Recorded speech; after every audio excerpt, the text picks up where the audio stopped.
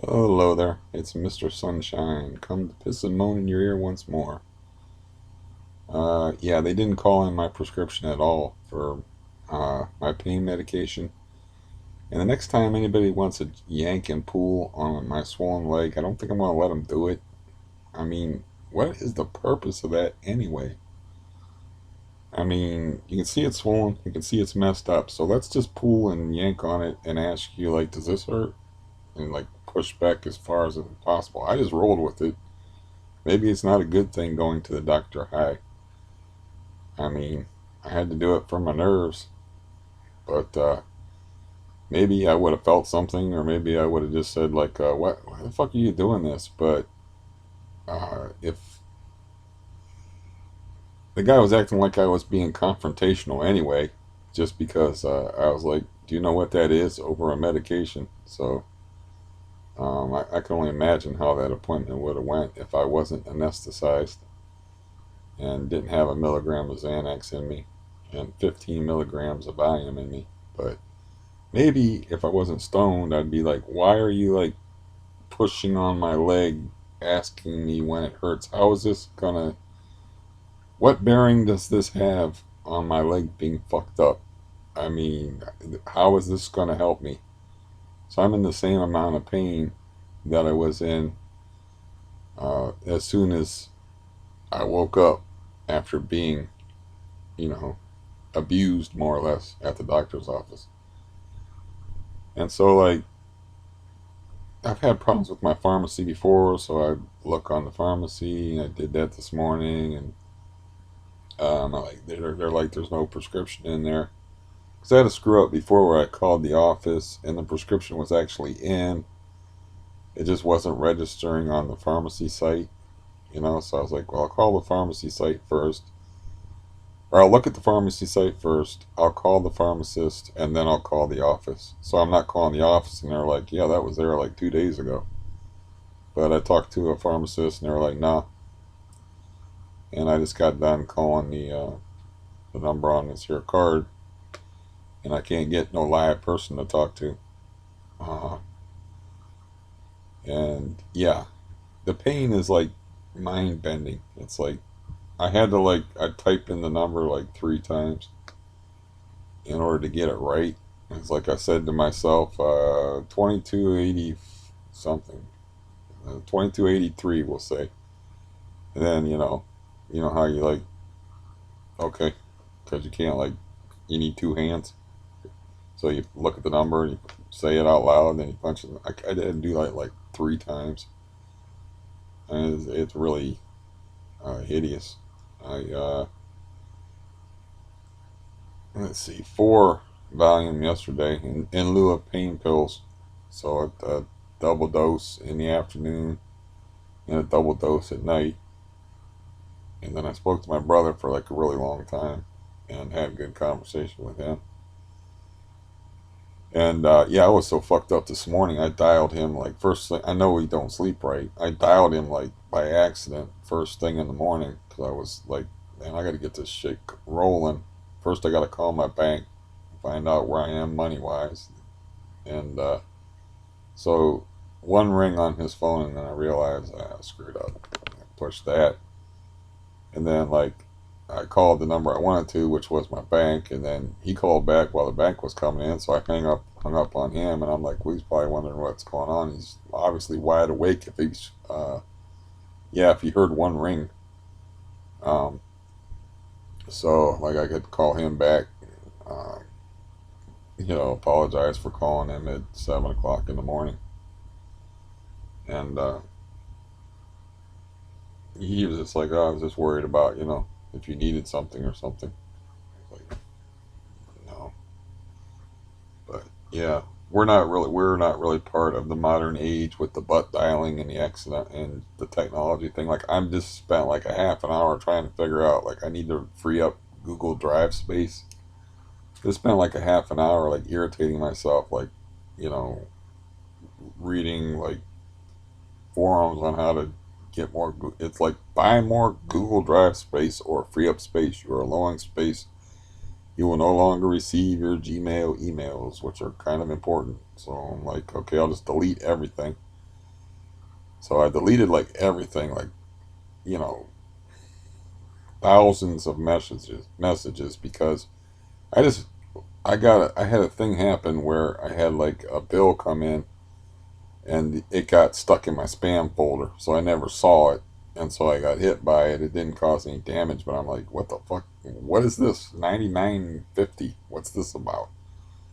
And then, it took me a while to figure it out, and I just like went through my email and I found out what it was because it got stuck in the spam folder. So I'm like, fuck the spam folder. I was put everything in my regular inbox. So I had like 4,000 to 5,000 things. So I just deleted all of them except for about 100 messages. Just deleted everything, the whole past. I was like, well, that's that person. I don't talk to them anymore anyway. I would see various names, and I deleted all the apartment shopping emails that the one guy sent me that never amounted to anything. And yeah, so wasted time doing that. And then like yesterday, I had to kick the cat out, which is not fun. And he's like turned around and hissed at me and shit, and made me like literally chase him out of the house, more or less, as much as somebody that can't walk can chase. It's almost like he knew what was up, you know. So first thing in the morning, I get up and he's at the window. It only got down in the 50s last night. And then I got a little bell that I used to ring out the bathroom window, and I lower food down. So, I'm out there and I'm ringing and ringing and ringing, and he's in the front of the house. I don't know if he forgot or what. I put down 2 cans of food in case he has to fight with any other people, and I'll put down more food later to make sure he's fed. As far as water, there's like a stream. You have to go through this little mini woods, and there's like a stream for fresh water. Getting fresh water back there is a problem because lowering water, not an easy thing to do. I tried it, like lowering fresh water. Your best bet would probably be um, to put down like a little container, and when they're not there, like I used to water my garden in the back, because it's a 15-foot drop, and just pour like a jug of water. Try to hit some water in its container. That stream though, so even in the wintertime, it doesn't ice up unless it's really cold. So I got to get him acclimated to where he can grow his undercoating, and then when it gets really cold like that, then I can let him in the house and throw him the fuck back out, you know, if necessary. But yeah, I don't know how advanced in age he is. I just know he like changed completely in the last few months, and he doesn't want to go outside at all. He doesn't want to be outside, and he just wants to be in here making me miserable. I'm still gagging from the smells in here from him. Yeah, so it's been a fun morning. You know, I try to enjoy what I can. Yeah. Uh, I don't know why. I don't know. I'm not a stupid person, but when it comes to figuring electronic things out, I don't like to waste a lot of time doing it. I don't have a lot of patience, and I don't have a lot of time left on this earth. So, like spending a half an hour trying to figure out how to free up uh, Google Drive space, and then like reading and look for this icon on the left side of your screen, going through the help section and doing all this crap. And the thing that irritates me about that is I know if I knew more people, I could just ask somebody, and they would be like, "Well, you do this." And then like the conversation I had with my brother is my family is just getting crazier and crazier. It's like, I have a brother-in-law that's like real technically proficient, but yeah, it's like they're getting crazier and crazier. It's like I'm not hardly an anchor of sanity, but maybe whatever function I was filling in the family when I more or less like had that thing happen in a couple days after Christmas of 2017, and like it disrupted the whole thing, and I didn't go to family gatherings anymore, and Didn't have anything to do with anything. I already mentioned that the one guy's got like I talked about the guy that's got the smack problem, and yeah, it's a damn mess. Makes me sad hearing it. So yesterday sucked. I just spent all day grinding my teeth in pain, like hearing that my family is uh, even crazier than um, I remembered, and yeah, I I can't get too specific, but you know, I guess like I said, man, if they want to kick me out of the family, they can kick me out of the family. I mean, but I'm understanding why I'm not getting paid back a little better now, as far as that's not necessarily that's not really that person's fault. It's a whole complicated thing. I'm just saying drugs are bad. Okay, there's like an almost that's not even a current pop reference anymore. But yeah, that's why I told my landlord on that plum cam video, that plumber cam video, because this drug addict up here told this drug addict over here that her bathtub was falling through the ceiling, which caused this drug dependent motherfucker here to break his toes. So it's like, just if you can't deal with reality, I mean, I don't know what to tell you. And reality is fucking horrible. I understand that, you know. Uh, yeah, I mean, I just had my leg about pulled off by some young dude that I pissed off somehow, and now my legs like racked up for 2 days. I've been in intense pain. I have to. It's a gnat or a fruit fly, which is another problem that I have. Um, yeah, I forgot what the fuck I was saying. Bugs distract me. I know that's really fun watching me swat away bugs that you can't see. Um, but yeah.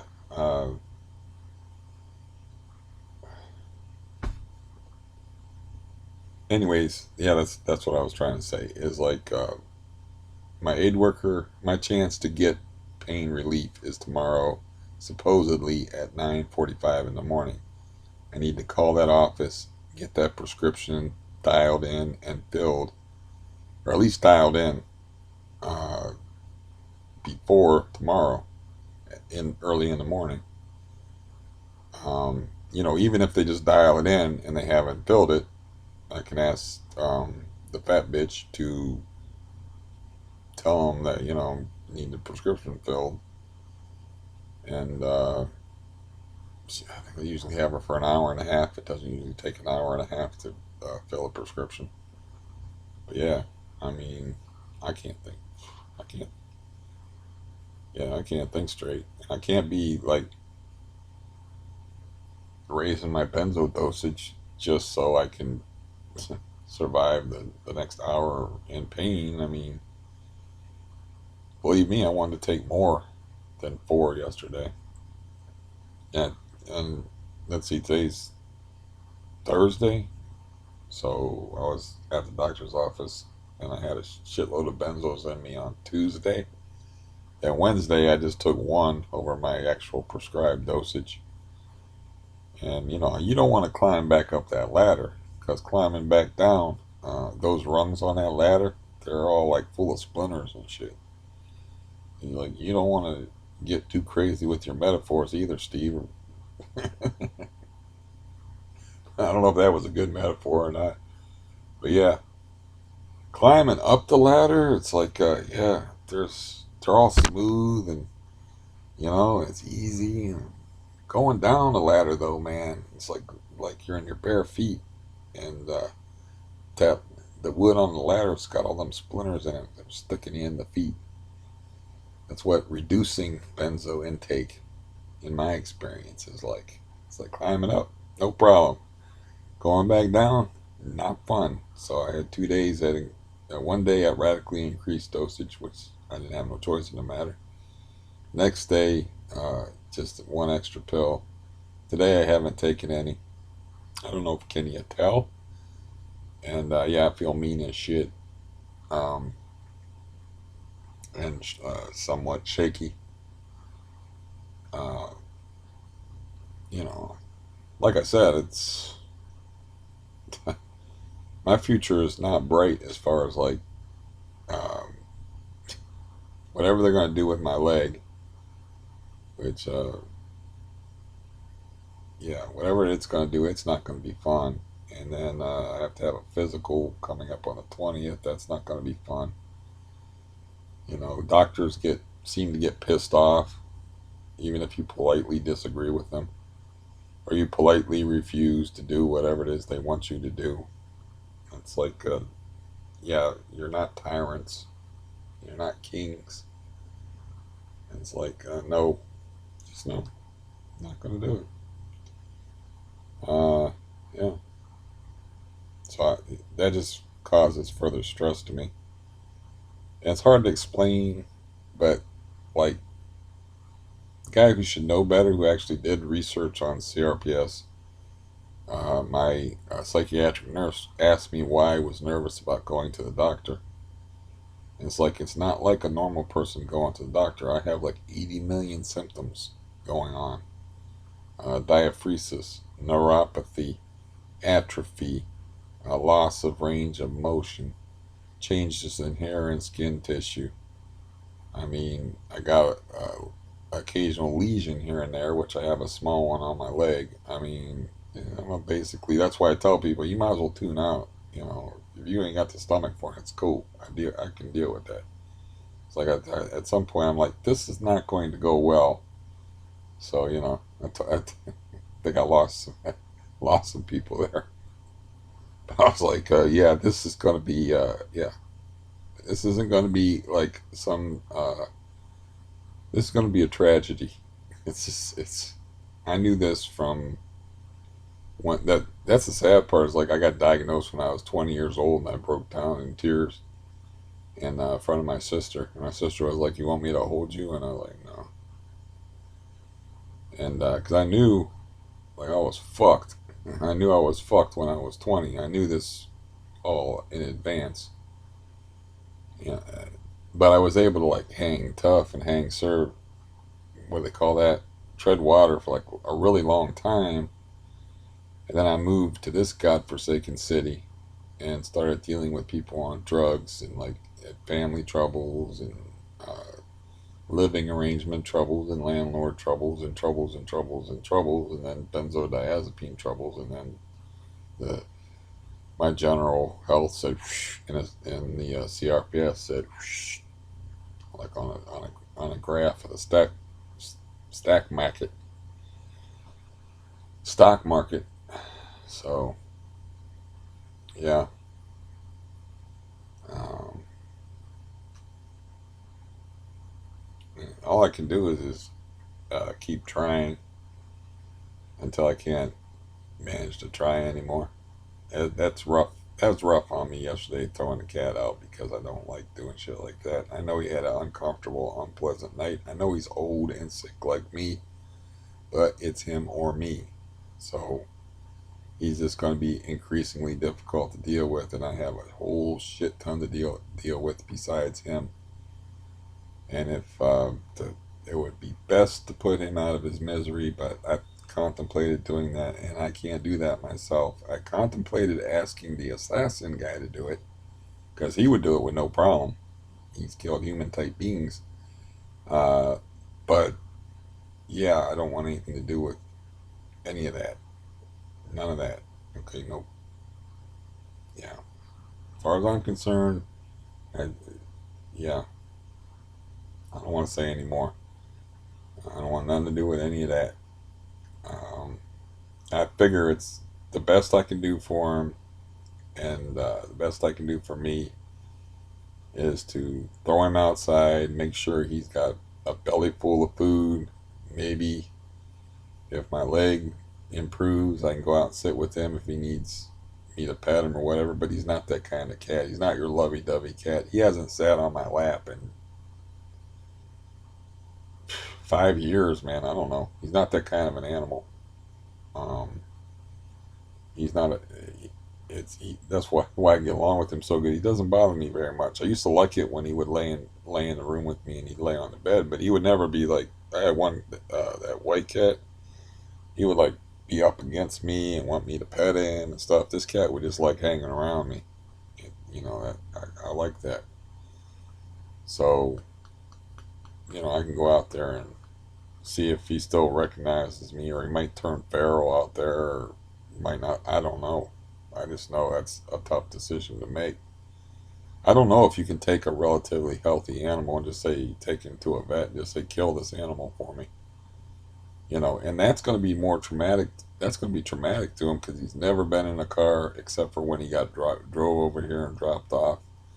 He's going to be handled by strangers. He's not a people cat to the point where he doesn't come up to me outside. That's why I laugh at people that say he's a black cat. Around Halloween you got to watch out for it. If you keep your black cats indoors, I'm like, ain't nobody getting near that cat. I can't get that cat to come up to me. Uh, a couple of times I have, but it's a rarity where I can get him to come up to me. And I can pet him outside. Most of the time he's like, yeah, I know who you are, but stay the fuck away from me. So, yeah, I'm just blowing off some steam before I'm waiting to call this number back. I just don't understand why somebody would grab a hold of somebody's swollen leg. What purpose did that serve? His curiosity? Uh, a, a subconscious amount of sadism? What purpose does it serve when you can't see inside somebody's knee to have somebody with a swollen knee and to keep forcing it back and asking you if it hurts and then keep pushing it back further? I mean, I didn't ask because I don't know. I just didn't ask. I was like, whatever. Um, like I might have asked under other circumstances, like, yeah, why are you doing this? Because it didn't. It's just all was tight and stiff. But CRPS is so weird that pieces of your skin just leave. Like I didn't know if I burnt myself or what the hell happened, but I got like what looks like a second degree uh, blister like on my thigh over here, and I'm like, did I put like a hot cup and burn myself or spill something? What happened? And that's the way sometimes those lesions start, where the skin just disappears to a basal level, to where you can see the white meat. Usually it's like it looks like this. I don't understand. This is rough stuff, but imagine like having it. But it's like it looks like a really thick scab, like where the skin just dies. But sometimes it starts out like that, like it looks like a second degree burn blister, and it's like I'm gonna leave it alone and assume it's a burn that I didn't realize that I burned myself. Because I don't have good sensation in my body if like guys yanking on my knee and I'm like whatever, and then the next day it's like holy crap. I'm like my eyes are freaking watering and stuff. I'm like shit. So obviously it's my whole body's like some kind of freakish uh, circus freak territory type shit. I got a band. I only have one band-aid in the house. I found it, and what you do with that is like you throw a bunch of alcohol on it, you clean it up, dry it up, and then you put antibiotic on it, and you cover it with whatever size band-aid you need. And they can to grow new skin from the basal layer. I think it's like the subdermal layer. I don't know. My brain's not working. Um, it can take months, depending on the size of the lesion. It could take months. So yeah. So that's why, like, I don't expect people to relate to or understand CRPS or even get the letters in the right order like that doctor was like the CPRS. It's like, no, it's complex regional pain syndrome, which is a dumb fucking name for it. They ought to call it like utter fucking chaos. Yeah, UFC, right? Utter fucking chaos. It's UFC, and your body is beating the shit out of you on a daily basis.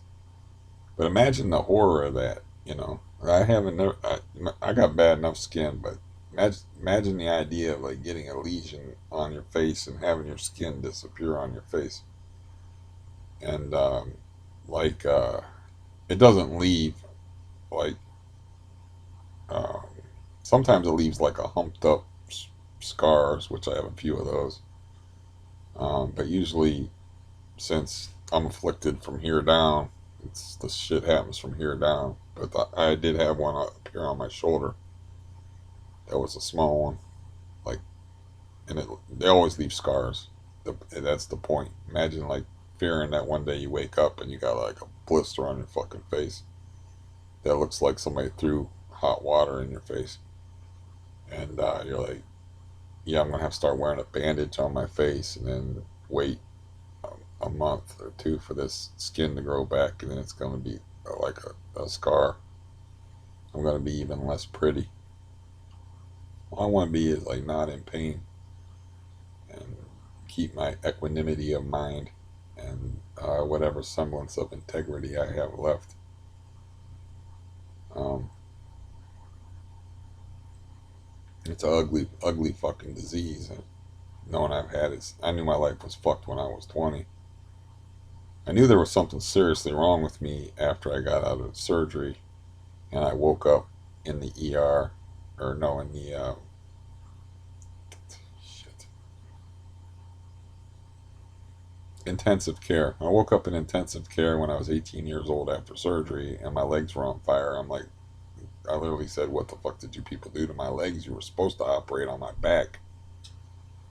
And I kept saying like, "There's something wrong here. There's something weird here," and they just kept saying that's normal post-operative discomfort because I'm not a demonstrative type of guy. I'm not like a screaming and yelling type. You know, it's because of the way I was. Well, I was raised by a guy that killed people and cut their guts out, so you know, you're not inclined to complain a lot around someone like that. That was like sharp. You watched them sharpen their knife like some kind of calmative ritual ever since you can remember. They have a thing called a whetstone, and he has a knife which you could open like that, and you just sit there and sharpen it, sharpen it, sharpen it, sharpen it, and ever since I remember. And he wasn't like oh, he had no like, he did have a filter, but he would mention using that knife on people ever since I remember. So when you grow up around that, you're not likely to complain about little things like being in a lot of pain or be a whiner or a complainer. You're more, when I grew up, I didn't want any good attention. I didn't want any bad attention. That's why you did not see me on the internet until I was desperate and in like a real bad way, and it was just something I turned to. You did not see me on the internet until I was like 49 years old. Obviously, if I was like wanting attention and wasn't doing this just out of survival, I would be like one of those 20-year-old girls talking about makeup and hair or whatever, or one of those reaction video people, or like you won't find any video of me on the internet, except for maybe sporadically because I would interact with people. But I mean on a regular basis. I'm not here to get any attention. I'm not here, obviously, to get any viewers if I'm talking about really unpleasant things like lesions. And why I got into that is because I have a fresh one, maybe stress related. I don't know, but I'm saying that there's just so many symptoms associated with CRPS that even the guy who researched it, my psychiatric nurse, was like, "Why are you nervous about going to the doctor?" I don't know, because like I'm completely different than any other patient he will ever see, probably ever in his life. And yeah, they will be bending and touching and messing with a body that they don't really even fucking understand. And maybe I'll come home and, like, be in such severe pain from whatever it is they did to me, and they won't bother like refilling my pain medication, and I'll just be sitting there suffering. Meanwhile, I have to make decisions while I'm doing that, like how am I going to get money in the bank, and uh, what am I going to do about this cat? If I throw this cat out now, will he be okay?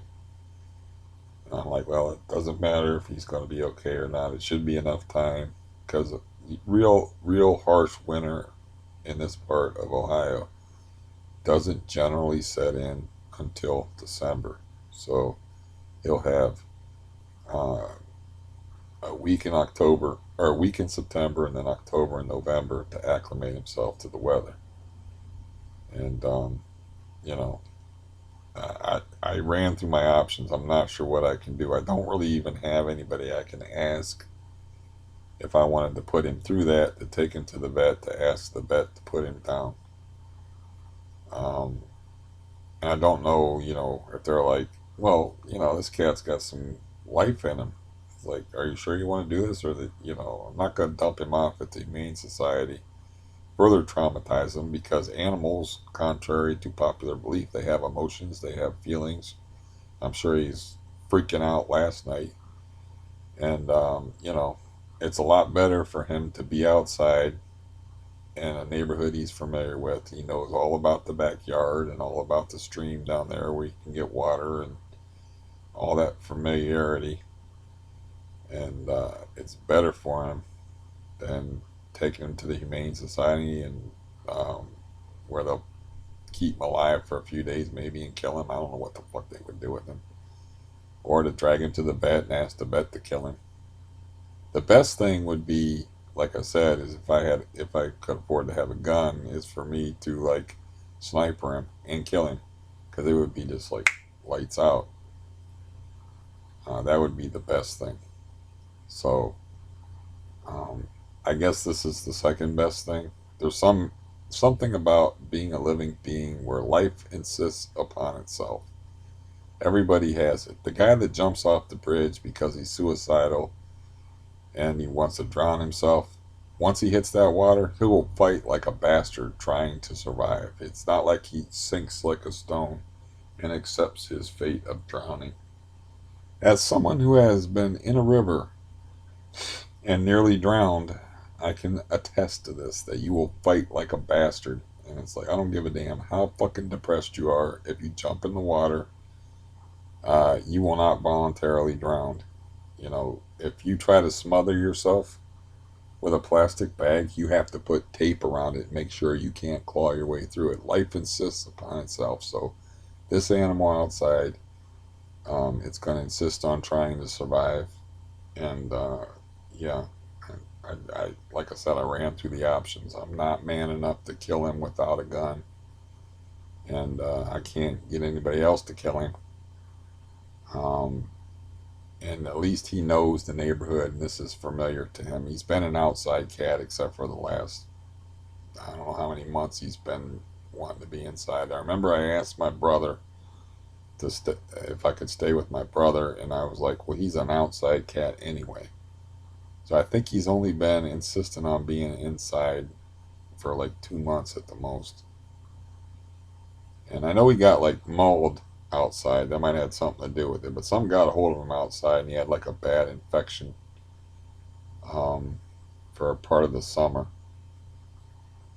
Uh, maybe that had something to do with him. Like, oh, fuck outside, man. There's things out there that'll eat you. But I mean, he had like an infection that wore on for a while, and then he recovered from it. And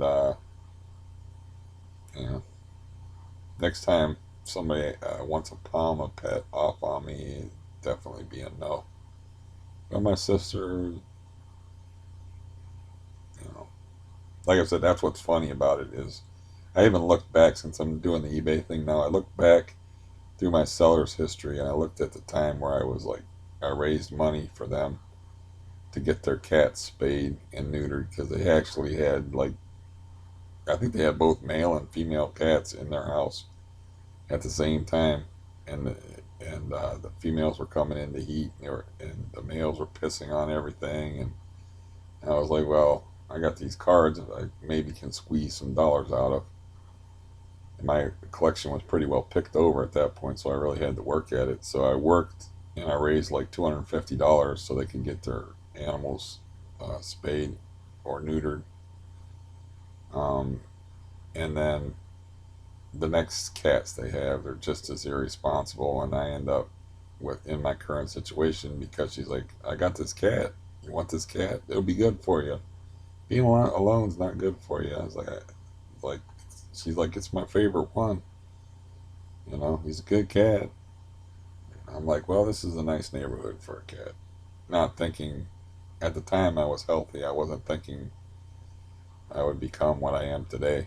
I would become the pitiful wretch that I am today. I didn't see that coming, so, I used to be able to deal with things a little bit better. I used to be able to walk, for instance. When I moved into this neighborhood, I don't know how long this was before I got the cat, I actually pedaled a bicycle, like I said, downhill to a grocery store, piled on X amount of pounds of groceries onto the bicycle, and pedaled uphill. And I'm talking about uphill for like 4 or 5 blocks. That's the kind of shape I was in when I moved into this neighborhood. And now I can't even like walk correctly or in any, you know, as my brother once said, I was moving like a retarded giraffe. Or no, he said a retarded baby giraffe. Uh, it's funny because he's sort of like he's sort of like my dad was. He's like my dad was insensitive to other people, but real sensitive himself.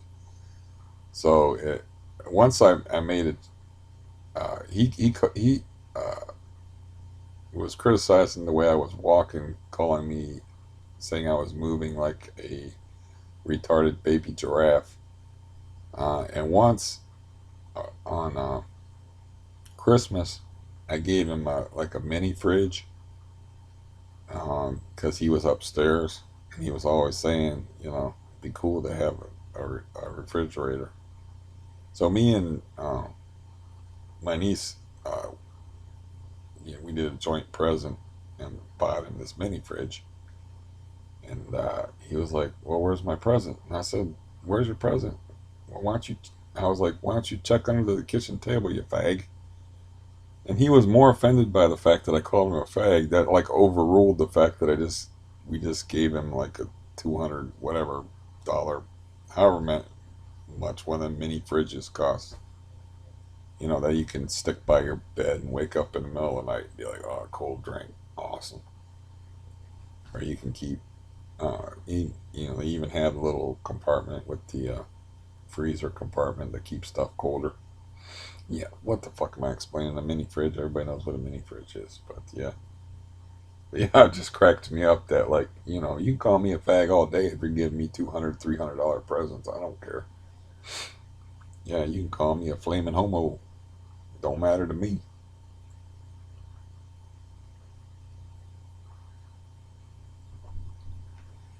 But I'm just being a motor mouth. I don't know what time it is. It's not quite 9:30 or something. I don't know.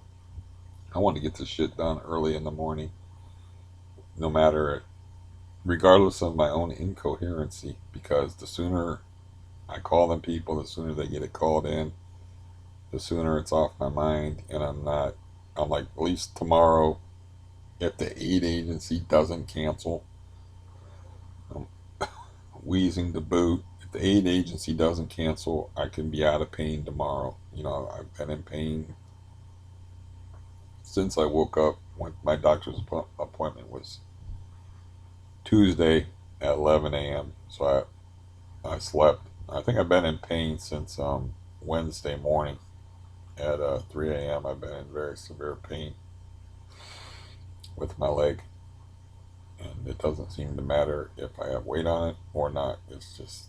hateful. So I was hoping it would be better when I woke up this morning. You know, whatever he did to it, it was not good. And why he did it, I don't know. Um, there's That's why I'm not like racist or policist or doctorist or nursist or peopleist in general, is because every uh, profession has its assholes in it. And there's good people in every profession. There's bad people in every profession. There's good people of every ethnicity. There's bad people of every ethnicity. You get the picture. So maybe this is just a bad guy. A lot of times, the bad guys, they wear nice faces. The good guys like me, we ain't so pretty. Yeah, it's a lot easier, as a matter of fact, as Ted Bundy would have told you, to be somewhat handsome and to be evil as fuck. You can get away with a lot more because people judge books by their cover. And yeah, that reminds me of this evil bitch. I might as well throw in a story. You had to listen to all this fucking tragic shit. I might as well throw in an amusing story. This evil bitch that a friend of mine ended up marrying and had a lot of trouble getting divorced from. But this is something like out of a movie. But he is upstairs and he's taking a nap. And she was pissed off at him. So she had three guys downstairs. And one thing I will say for my foster brother is he ain't no pussy. Like, he was raised around me, getting his ass beat by me and had to defend himself from me. Worse yet, defending himself from his other cousins that live in Florida. The kind of people that, would play, hit a hornet's nest with a tennis racket for fun. Like, would put somebody's head literally underneath the couch and punch them in the ribs and tell them they're tough enough. Those kind of people. So he ain't no pussy. So anyways, he pisses off his wife. His wife gets his brother and two other guys. They're downstairs talking about how they're going to kick his ass. He's upstairs and he wakes up and hears it.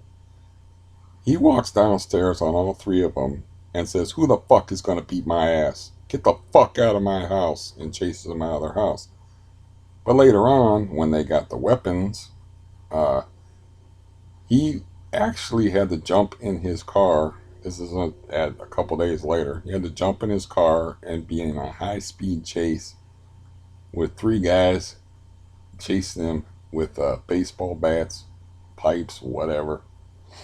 I forget what he said, but they had weapons and they were. He was actually on a high speed chase. I don't know why none of them got stopped by the cops, but she was pretty. She was a pretty girl. The kind of pretty face that evil lurks really well behind. And yeah, she actually more or less put out a contract on her husband.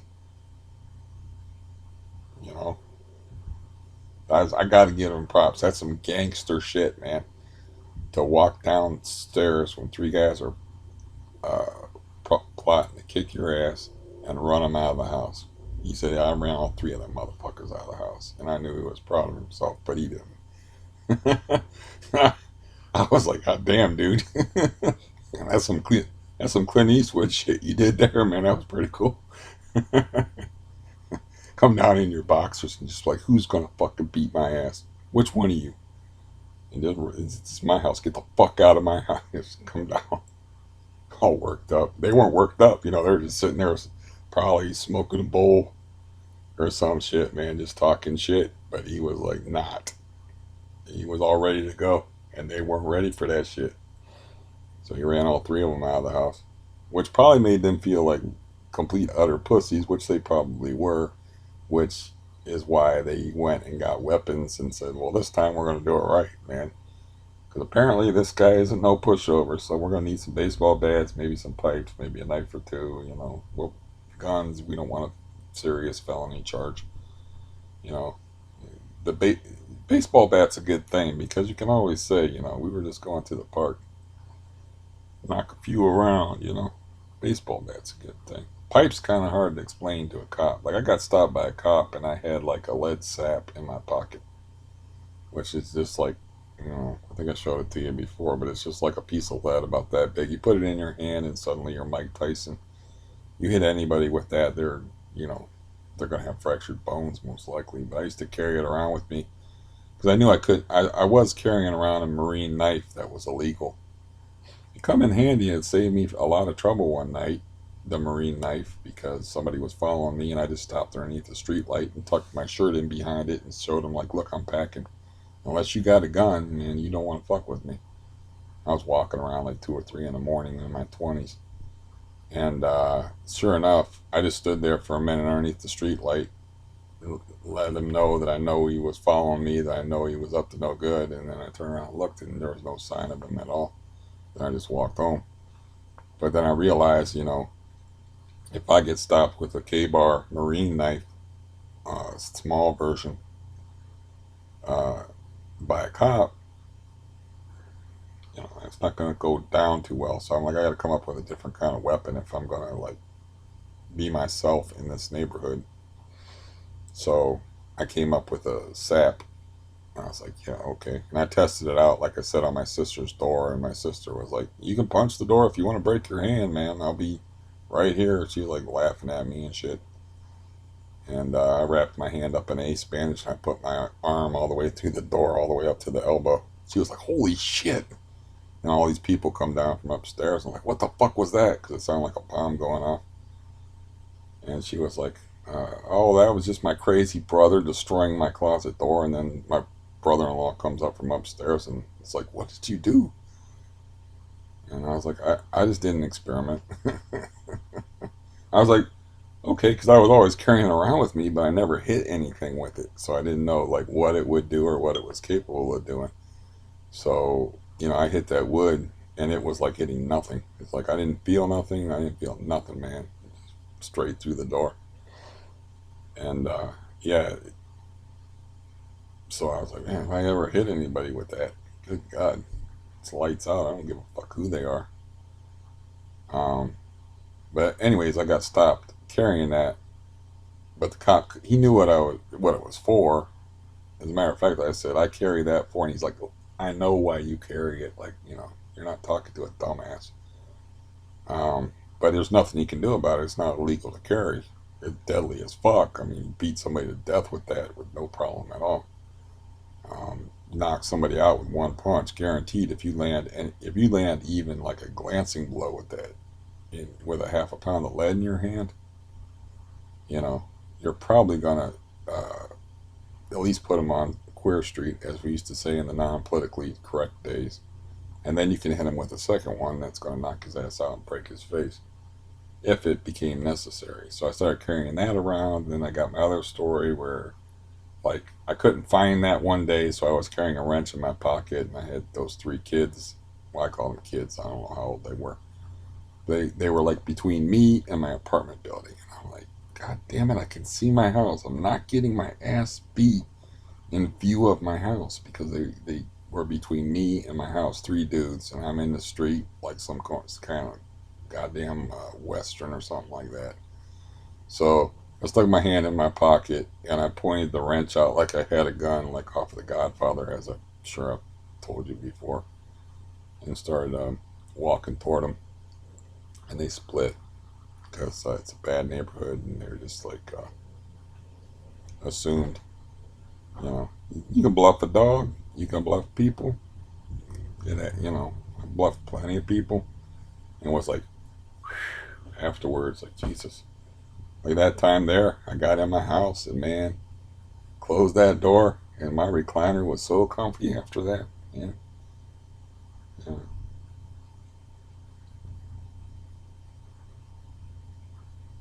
Anyways, um, hopefully, like I said, things will work out. I'll be less reliant on this, whatever this is that I do on here. Therapy. This is really just therapy. This is yeah. this computer screen here, it's a whirlpool, and the guy on the screen is just somebody flailing around, trying to keep his head above water, basically. I wish I understood why I was wheezing so much. And yeah, as far as the benzo thing, it's like, yeah, I'll try to take three today, take a normal dose until I get my pain meds tomorrow. It just, after a while, I mean, I know a lot of y'all that listen to this, however many people that listen to this got chronic pain, or you know that what it's like is like it don't ever get tired, but you get tired. Like it doesn't ever quit, but you feel like quitting. And at some point, it's like hearing a noise over and over again. At first, like you can tolerate it, but after a while, you know, it's like when they were ripping up the street the other day. I got a break from it. But there's no break from chronic pain. You don't get a break from it. That's why it's called chronic. Like when they were ripping up the street, it's like after about 3 or 4 hours of that, I was like, the first hour I was like, oh, they're ripping up the street. Second hour I'm like, third hour I'm like, I wish I had hair I could pull on. The fourth hour, you're totally going batshit from it. And then you get that break in there though, so you're like, oh, okay. You don't get any break from CRPS and rheumatoid arthritis or other types of things that are like chronic pain type. You don't get any break. The only break you can get is a chemical to take the edge off of it. And the cool thing about Neurontin is it's not an addictive substance. It is a scheduled substance. It's in the same class, I believe, as benzodiazepines because it amplifies addictive substances or chemically dependent substances, depending upon which terminology you prefer. Of course, we know the difference between addiction and dependence and how they can coexist or how you can have one or the other. Um, but it's on the schedule. I use that, phrase I coined that, it just hangs around with the bad crowd to the doctor. He knew exactly what I meant. He was laughing, the guy that was torturing me. He was like, well, I can only prescribe that to you a month at a time. And I said, I know. It's on the schedule now because it hangs around with a bad crowd. And he laughed. But yeah, people use it to amplify the effects of um, chemical substances that can make you chemically dependent and eventually be addicted to. So that's why it's on the schedule. Now, why I think marijuana is still on a Schedule One substance next to. I should check that out because that just shows you how stupid people are, or how stupid the world is. Maybe I don't know, but Matt, you probably know that marijuana is in the same schedule. They have Schedule One, Schedule Two, Schedule Three, Schedule Four, but it's as far as prohibited substances, it's on the same level as heroin, but you can get it for medicinal purposes like really easy. And it's legal like I think it's legal in like half the country now, but in the other half it's equal to heroin. I have to check on that if my brain allows me to. It's like I like to research things and find things out and stuff. So me and my brother were talking about the difference between poison oak and poison sumac when you catch it and you get a rash from it. I'm like, it's probably the same oil. So I had to look that up. It's urushiol oil is the irritant that causes the rash and the horrible suffering. So, because somebody was saying that poison oak is worse than poison ivy, and my brother brought up the valid point that it's like, well, it's like anything else. It depends on the individual. Like some people get whatever they get worse. Like for me, poison ivy is bad, but for other people, like they actually have to go to the hospital for it and get like some sort of antihistamine type things from it. I've seen some horrible cases of poison ivy. Unbelievable. Like like just shoot them, put them down type. Like I can't even imagine this suffering involved in that. Anyways, it's all the same thing, and I'm the kind of guy that will research that and look that up. So whatever the hell I was talking about 3 minutes ago, I'll probably, if I could remember it, I would look it up. And yeah, my brain's not working. So um, yeah. The scheduling of marijuana. If it's still on the schedule next to heroin, even though it's legal in like half the country, and it's super easy to get. Like you just have to pay for it. I talked actually, when I was filling out my paperwork at the doctor's on Tuesday, they asked me if I used any illegal street drugs, or have I ever used any, and I put like marijuana, and he said no judgment, but uh, how much marijuana do you smoke? And I'm like, none. I don't smoke marijuana anymore because once I have the heart trouble, it makes my heart beat fast. And to make him feel better, since he had low self esteem, and didn't make him feel, didn't stop him from fucking up my knee, but I was like, maybe you can answer this question for me since you worked in cardiology. Is it like worse if you go into arrhythmia when you like have a higher heart rate when you're exercising, as opposed to like when you have a resting heart rate? And he's oh yeah, it's much worse. So that makes exercising more fun, when I'm walking through here and uh, I'm in pain and my heart rate's up in the 120s or the 130s. I don't have a pulse meter or anything like that. And if I would flip into AFib, then I might have a little bit of a problem. And yeah, see the fleckenine stuff that I haven't taken yet. I did not know this. That's why I was asking the doctor about it, who got touchy about it because he's a little girl. Uh, I didn't know, but apparently people take that like 3 times a day.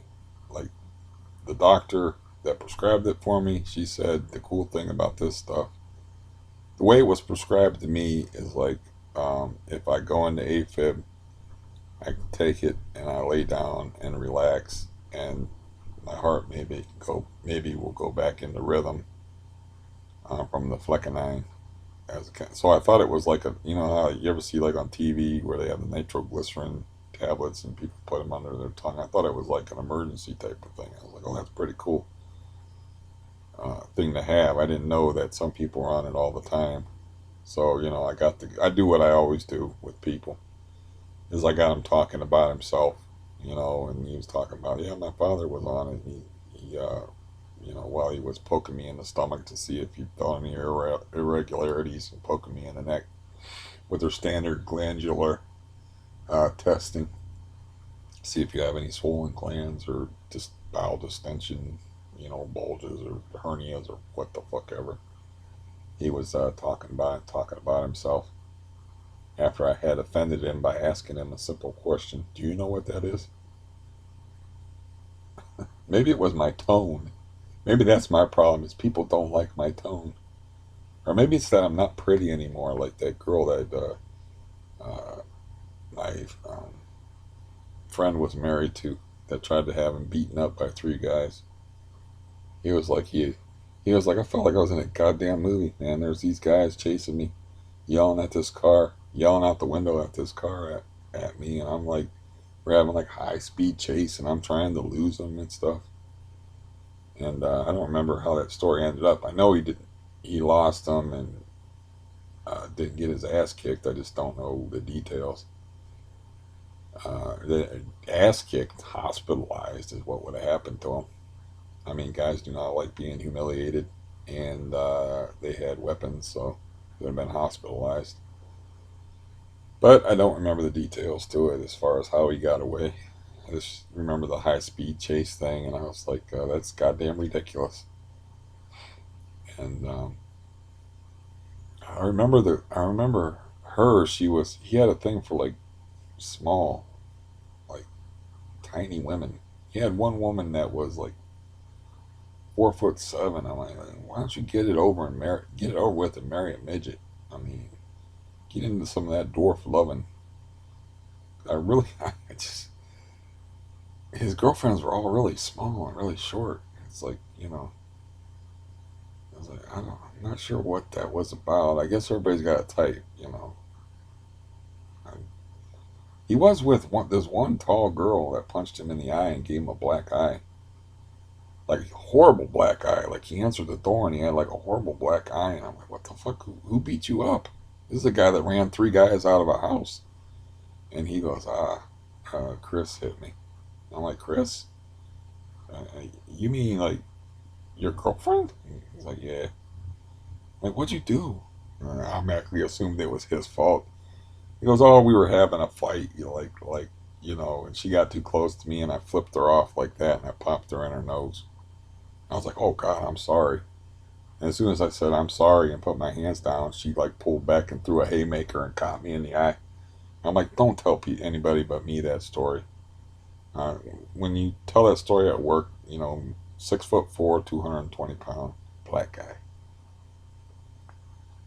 Make it a black guy. If you're talking to white guys, if you're talking to black guys, make it a white guy. You know, or just you don't have to mention the color. But if you make it a black guy when you're talking to white guys in the crowd that he ran with, that will make it seem even more understandable. Oh, well, you got jumped by a black guy. Okay, you have to understand the circles of people that we're talking about that he ran with. So, yeah, he sure could pick them. Whew.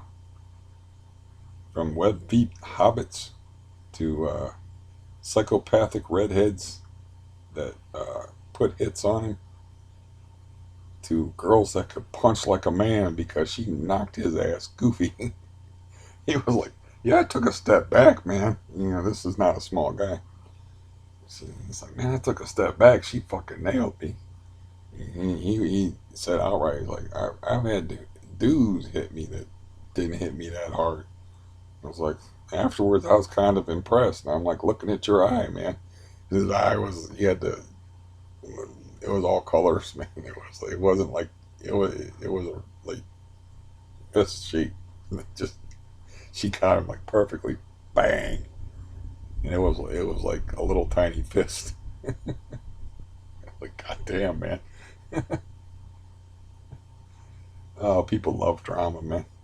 Love it. I swear to God, some people just like complication and drama and getting involved with crazy people. And I mean, as far as the drug thing, it's like it definitely impairs your judgment, and it's not. I don't. I'm not a temperance lecturer type of guy, but I just don't think drugs and alcohol are good for people. I just don't think they are. And yeah, it's like my psychiatric nurse is always like, "You want to take this? Do you want to take that? Do you want to take this?" So like, no, no, no. And he was like, "I know you don't want to take pills, but how about this melatonin stuff?" And you know what melatonin is? I know because he knows that I'm relatively smart. And I was like, "Yeah." He's like, "So you probably wouldn't have a problem taking it." I'm like, "No, if you want to prescribe me some melatonin, that would be cool." I took some last night. It works good. Um, so, but yeah, he's always trying to push different like drugs on me for some reason. That's supposed to like change my mood and my attitude. It's like, look, dude, I got CRPS. Look at the pictures on the internet. Like, look at testimonials. Look at people. You ain't gonna cheer me up with drugs, man. You know what cheers me up is like not being in pain, having something to do, feeling productive, feeling useful, taking care of myself. If I could walk, that would be cool, you know. Um, yeah, that if I could play guitar again, if I got my nerves back down to a normal level where I don't feel like choking every single living fucking human being on the planet, that would be awesome. Where like I'm not touchy, it's like, well, that person just having a bad day. Like, now the doctor who fucked up my knee, I'm not giving him the "you're just having a bad day" pass, but the nurse who snapped at me, like, I didn't ask you that. It's like, Okay, maybe she's didn't have her morning. She didn't pinch a loaf this morning and didn't have a good constitutional. It could be anything. That's the way I used to be. I was like, okay, whatever. I would like to go back to, okay, whatever. You know, instead of reacting strongly emotionally to stupid shit. Like people talking to me in emails and saying like, I'd appreciate it if you wouldn't talk to me like I was an idiot. Like, I'll talk any goddamn way I want. It's my first reaction. Next reaction is not talking to you again ever. I just like to go back to the mellow dude that I used to be and not have so much pain. And I was talking a lot of fishing with my brother because he's avid fisherman, and I would like to be able to fish again. I haven't fished for years, because it's just you don't enjoy stuff when you're in pain. So you know, the last time I played guitar seriously was 2018, and this sports card thing. I mean, that was just like, oh, that's something that I know how to do, and I used to enjoy doing it. I got to find something that I enjoy doing, and no, I like took pictures. I'm like, I must be hallucinating, right? I take pictures of this card, and it looks like it's damaged. I'm like, I looked at this card before I took these pictures. I mean, why I'm telling this? I got 4 pictures of this card. And the condition of this card is very important. It's a very sensitive condition type of thing. It looks like it's got a scratch up in the corner, and I'm like, I know that I like took the sheet over here and like wiped down all the surface of it. It's like you can't even touch the front of it without getting like finger oils on it and stuff. It's like a mirrored surface. And then like when I took pictures of it, I had to pull the ad down because like I couldn't get a good picture of it. It's like the detail that these camera phones get is crazy. And it's like that's irritating because I have to take the pictures, get the pictures, I don't know if the pictures are any good until I get them on the ad. And to get them on the ad, I have to take the picture. I have to uh, get the picture in my email. I have to download it off my email. I have to make the ad. I have to put the picture on the ad. And then in the ad on eBay, you have that little magnifying square where you can magnify everything. That's where everything shows up. So you don't know what the picture looks like until you already got it up and gone through all the trouble. I went through all the trouble. I made what I thought was a good ad of a pretty much perfect card, and it looks like it has a scratch on it. And it's like, I'm not going to get top dollar for it. So I've just wasted I don't know how many minutes doing this. This is why I'm not enjoying this. Um, Not to mention the fact that I made some bad decisions because I was counting on the 1,200 thing. I don't know if I talked about this. I know I've talked about the $1,200 stimulus check before, but the latest news to it that I probably haven't talked about is the death of Ginsburg, the Supreme Court Justice. So now I'm pretty sure that, I'm, yeah, if I was a betting man, I would bet that there's going to be no check at all, period. I mean, because the latest that they're going to be in session will be the 9th of October, and then it's going to be campaign time, and then it's going to be election time. But the priority has shifted now because they have to have an odd number of Supreme Court judges because they got an election year coming up with a presidential election, and we've got unrest in the streets and madness and whatever, and you have to have an odd number because you do not want to have like if there's some kind of like fuck up in the election where it's contested who the president should be, it's up to the Supreme Court to decide that. And right now you have an even number, and that could mean a deadlock. Especially if they go along party lines, that could mean like a deadlock, like a 4-4 deadlock. And then what happens in this country then? So the priority has shifted now to finding somebody to I can't never remember her first 2 names, but she goes like a serial killer. She goes by 3 names, but her last name is Ginsburg, and she died of cancer, and she was in her 80s. but priority has shifted to that. So they got that as a number one priority, and then of course they got their election campaigns to worry about. So they're not going to be worried about us. And so I'm kind of writing that off the table. And I made bad decisions because I like believed that that would happen. So that put me in a bad way money wise. It made me make stupid card buying decisions where I'm speculating on, I was like, yeah, this is a good $100 risk. It's like if this pans out, I can make 10 times. If this, I kind of like doing that. It's kind of well, gambling's fun. You probably know that. Gambling's fun until the rent is due. But I don't have to pay the rent next month, so I'll be cool. If I make it till the 2nd of October, I'll have money in my pocket, and then I can start acting like I have a brain. And as far as the selling thing, I can sell in drips and drabs and whatever. It's not the best way to sell. Best way to sell is like 100 things at a time because you got all these auctions up and it draws more people in because you got more stuff to look at. You're going to have like more bidding wars going on. If you only have like 10 things up, they better be good things if you want to make any money off them. But if you have like 100 things up and you got combined shipping where people can save on shipping, then you can start all these little mini bidding wars between people. And sometimes you get these weird surprises like, wow, these people really overpaid for this stuff because people get in a pissing contest like, nope, I'm bidding this. And, that's also fun, is where you're trying to sniper thing off of eBay at the last second and try to be the top guy and try to, one guy bids this, like at an auction where they hold up the paddle, you know. Do I have 1050 go 1150? They go back and forth, and then people like lose sight of what exactly it is they're buying or what exactly it is they're doing, and that's kind of what you want as a buyer or as a seller. That's what you want is you want buyers like to do that.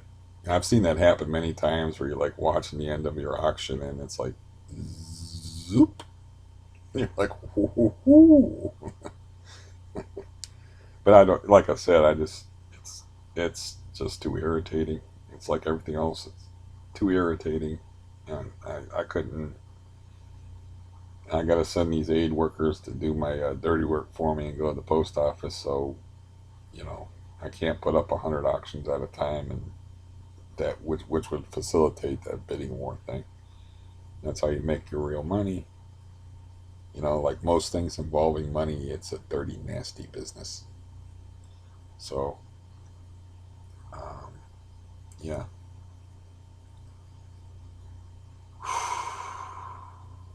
Okay. I'm just putting off calling the office. I, I don't feel any uh, less calm or whatever. But it wears me out running my mouth. And I'm really like pretty adept at it. So, and hopefully there to go with all the horror at the beginning of it, there was some amusement in here to be found. And I have been told that uh, you're kind of an interesting cat, aren't you? People have told me that, but they might be like, you're just fucking weird, but they don't want to say it. But either way, I'll take either. Yeah. Who wants to be normal, right? Who wants to be a square? Uh, I'd rather not be an alien from another planet with a disease where parts of my body just decide to leave. Like rats jumping off a ship that's sinking. You know, it's like, I mean, the first time that happened, where like I didn't know what was happening. I didn't know it was a symptom of the disease, this whole like skin leaving your body and saying bye bye type of thing. So I just let it go. And so I got like a scar on my hip, like that, man. And I was still going to my doctor, Dr. Simon, um, from when I was a little kid, and he wanted me to go to like the wound care center because I was like, I gotta have a cover story for this. I don't know what the fuck is going on, or what this is about. So I'm going to tell him I fell off my bicycle, and like it won't get any better. Because I was like, I can't explain this. I mean, it's like it was just like on the side of my hip, and I was like, I didn't notice. You know, I was busy wearing. I was busy. I was doing things all the time. It was like one day I'm taking a bath. I think didn't have a shower at that point, and I'm like, what the fuck is going on there? You know, and then I just like, well, it'll get better, like most guys do. You know, you just go to sleep. You wake up in the morning and no, it just kept getting worse and worse and bigger and bigger. That's what I found out about him. Is what you do is you disinfect the living fuck out of them, and you bandage them up, and you don't let the air get to them, and you have to keep changing your bandages and changing your band-aids and shit. And if you just ignore them like that, they just get, you know. So it started out like a little thing and just like grew and grew and grew. And then I went to the doctor for it and told him that I figured I needed a cover story. So when I told him I fell off my bike and injured myself, and you know that happened.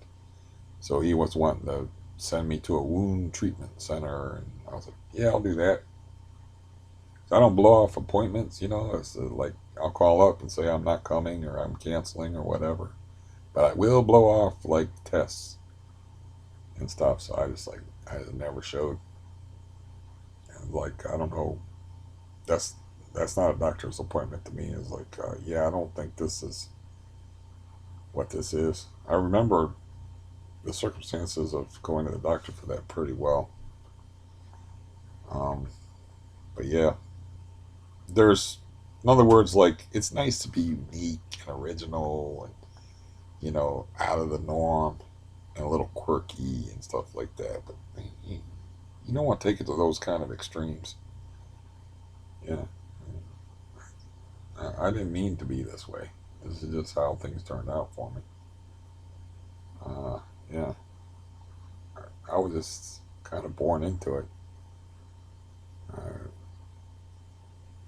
what started me down this path to bizarreness was probably just part of my genetic makeup. It was probably like always in the cards, and like I had the tumor removed when I was 16, but could have been growing in me for years, you know, and it could have been like in my genetics that I got from my parents, and like it was just like fate were always in the cards, and it was up to me to deal with it. And me being a dumbass, scared kid, my I did the guy thing. It'll go away. I'm going to ignore it, and then you know, after a while, things get to a certain pass. When you have compression put on your spinal cord, when you have something inside your spinal column, where ignoring it is no longer an option. So, yeah, that was just the first domino. Then you have the whole psychiatric background where I'm raised by a killer that sharpens a knife constantly in front of his children and tells stories about confrontations involving said knife, which some of those stories I wish I could remember because they're like scenes out of a movie. And yeah, he was a theatrical dude. But like, for instance, that's the scene like straight out of Raging Bull, I think, where Joe Pesci beats the living fuck out of a guy, and you know, there's a mob boss that's wanting him to make peace with the guy that's all busted up and shit. That's like you replace the mob guy with a CO and make it an army situation, and it's the exact same thing where like the sergeant that my dad nearly killed was like you know, except for he wasn't like make peace. He was like just wanted to find out what was happening. The sergeant was like, I got too drunk and fell down the stairs, and I'm sure the CO was like, it looks like you fell down the stairs about 400 times. Um, but yeah, so you go up around that, and then you have the physical things. Then you can get a weird fucking disease that's just has symptoms that are symptoms upon symptoms upon symptoms upon symptoms, like pages of symptoms. You're gonna be a little bit odd, you might have a little trouble melding into society. You might even end up talking to random strangers and some people that you feel like you kind of know on the internet just for something to fucking do because you don't enjoy any goddamn thing anymore. And that's fucking sad. And then at the same time, the medical community is wrenching your leg and they're not giving you pain pills. So I have to get off here and I have to call this number on this card again and try to get a live human type person and say like, look, man, drugs, stat.